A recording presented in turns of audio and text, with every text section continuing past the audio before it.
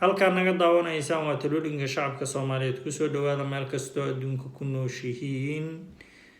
maanta waxaan rabaa inaan wacyigelin aan idin la wadaago.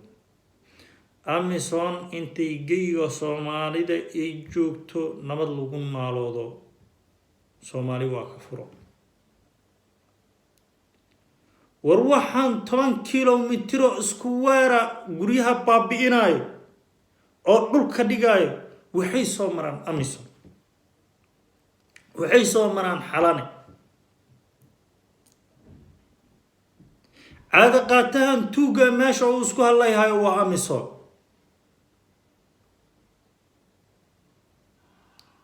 waxaan rabaa dadka Soomaaliyeed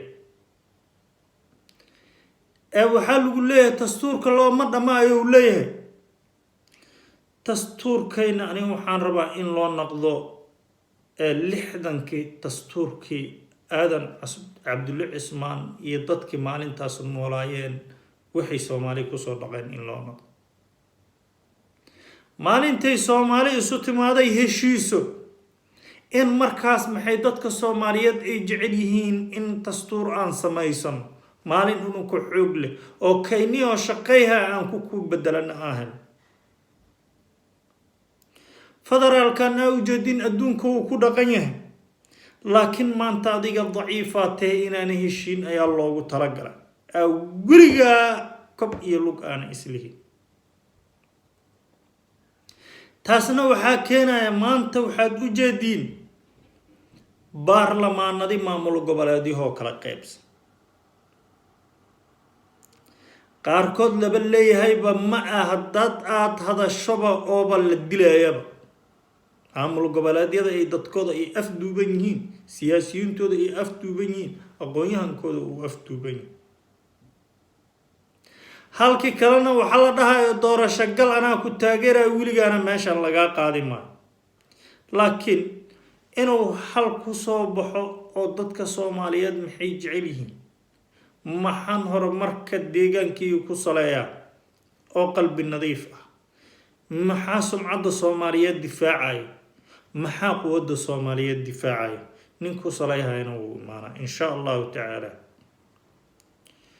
tuugadan aad u jeediin amba dowladahan ee afka malab kala sito, waxaan rabaa inaan u sheego cadowga soo jireen af malab oo wata.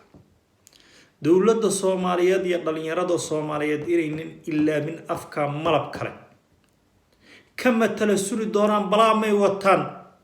balaamka Soomaali u dagsayaan laga tanasuli.